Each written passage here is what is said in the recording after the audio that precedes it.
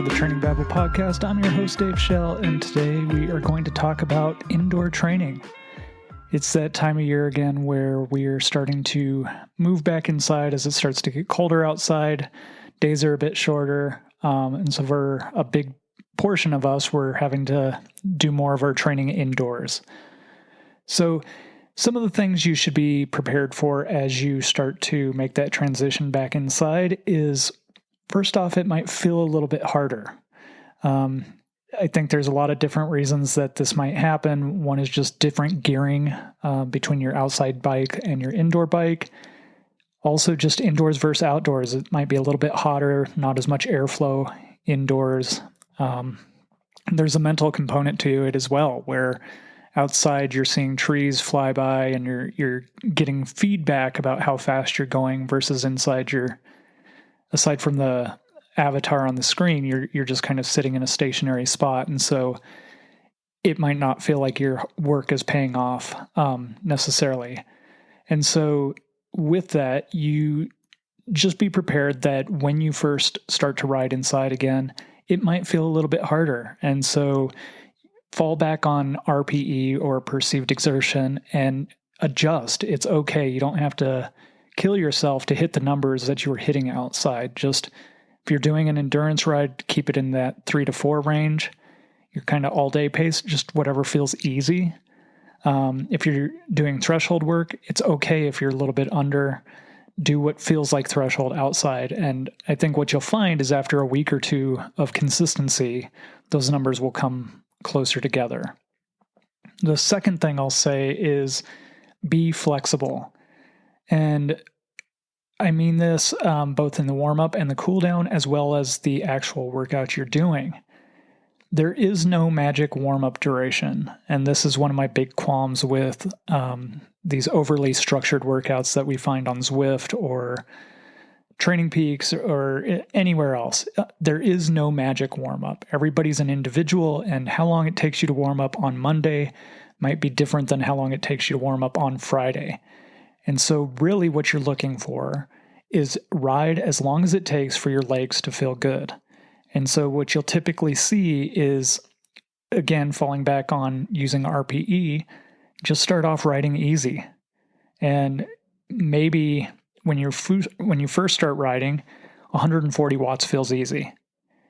And after about 5 to 10 minutes, all of a sudden 150 watts feels easy. And after another 5 to 10 minutes, 160 or 170 watts feels easy. And you'll see your heart rate come down, power goes up, RPEs staying kind of the same. That's an indication that you've warmed up. And again, some days might be shorter, other days might be longer. That's okay. Just listen to your body.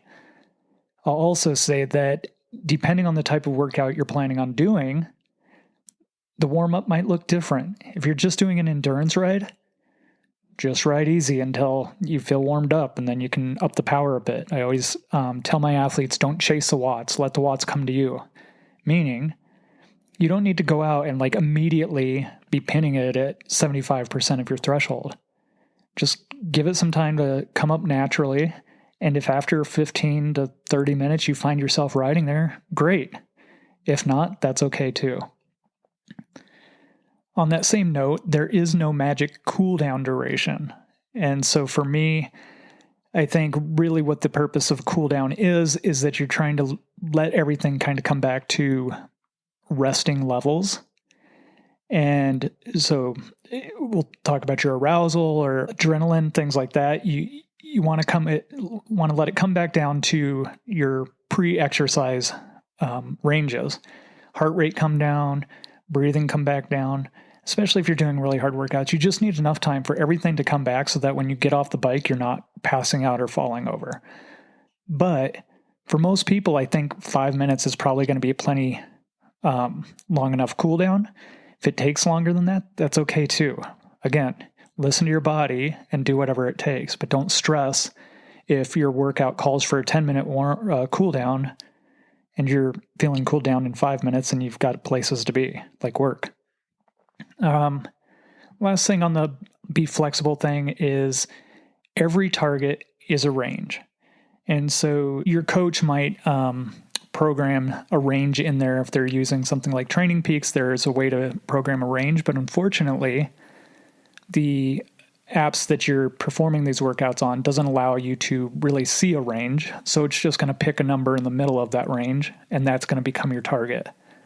So either if you're using Zwift, you can use the companion app, and that will actually show you the range. I like that. It's kind of like a fuel gauge, and it will tell you if you're in the middle of it.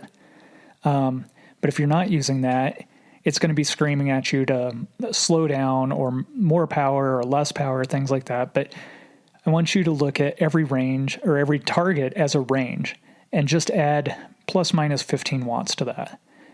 And what you'll see a lot of times is, let's say you're doing an interval that's like 4 times 10 minutes.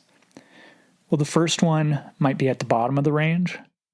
Then the next one might be a little bit higher. Then the next one a little bit higher. And the last one's the highest. And it's just a normal warm-up kind of effect versus starting the first one and it feels like shit and you're not feeling great, but you kind of struggle through it. And then you hit the next one and you're trying to hit that same thing. And it, like, now we're seeing the power go down with each one versus building with each one more organically.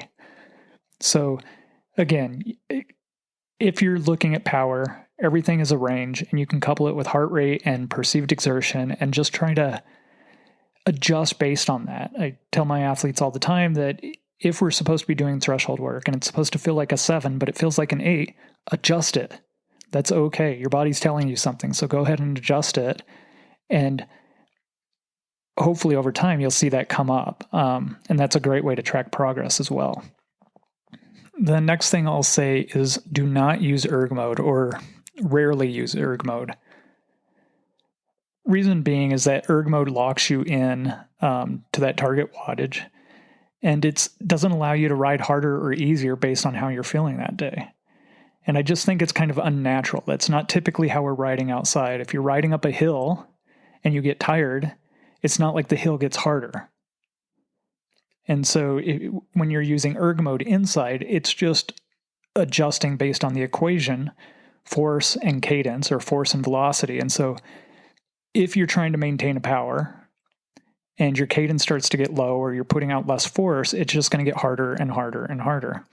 And so unless you're using it to kind of put a cap on your endurance work so that you don't go too hard, I have athletes that do that sometimes, or if you're pretty good at monitoring yourself and making sure that your cadence isn't unnatural and adjusting based on how you feel that day, then I think erg mode could be okay. But what I don't want is people just riding it blindly and pedaling away at 55 RPMs just because they're trying to hit the power number that's supposed to be the target that day. So if you're going to use it, be mindful and don't be afraid to adjust it. The other thing with riding indoors is, and using erg mode, I think this is good follow-up, is don't become one-dimensional. And what I mean by that is I've seen it with athletes that come to me after riding the trainer all winter, and their cadence has gotten lower. They can't really handle pace changes. They've gotten really good at sitting at a cadence and pushing away at a certain power. But then when they get outside or when you have them do workouts, they have a hard time adjusting to that. And so I think you can use erg mode for some of the structured workouts or what have you. But I also think there's value if you're using something like Zwift to just ride the virtual world and let that intensity kind of handle or happen organically. So you're using your gears, you're shifting, you're trying to keep the force on the pedals consistent as you're going uphill, as you're going downhill. And this is going to help you transition back outside in the spring versus getting out there and then having to remember how to use your gears and stuff like that again. So I think it's important. On top of that, you can always add in sprints, cadence work, just some kind of neuromuscular activation type of workouts that will help you there as well.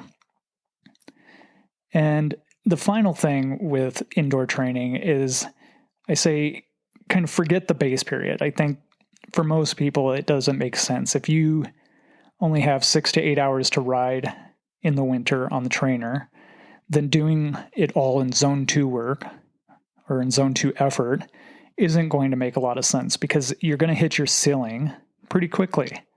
And part of the way that zone 2 or endurance work actually works is by the duration.